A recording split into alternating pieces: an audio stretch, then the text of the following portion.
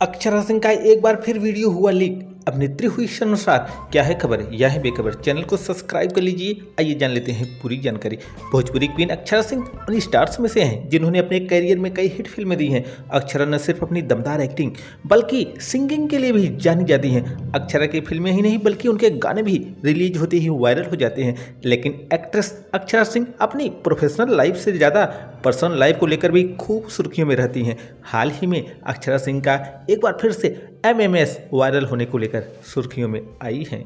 दरअसल social media पर एक क्लिप यह कहकर वायरल हो रही है कि यह अक्षरा सिंह का है, जिसमें वो अपने बॉयफ्रेंड के साथ काफ़ी क्लोज नजर आ रही हैं। हालांकि अक्षरा सिंह ने इस क्लिप पर अपनी सफाई देते हुए कहती हैं कि साल 2018 से ही एक गैंग उनके पीछे पड़ा हुआ है और उनकी उपलब्धियों पर उनसे जलन रखता है। साथ ही एक्ट्रेस ने कहा कि वे चाहते हैं कि वह भी आकांक्षा दुबे की तरह फांसी लगा लें और अपनी जान दे दें। दोस्तों, भोजपुरिया बहार ऐसे किसी क्लिप की ओरिजिनलिटी को लेकर कोई दावा नहीं करता। साथ ही दोस्तों, यह जानकारी अच्छी लगी है तो एक लाइक करिए, चैनल को सब्सक्राइब करिए, करिए इंतजार, क्योंकि हम हैं भोजपुरिया बहार।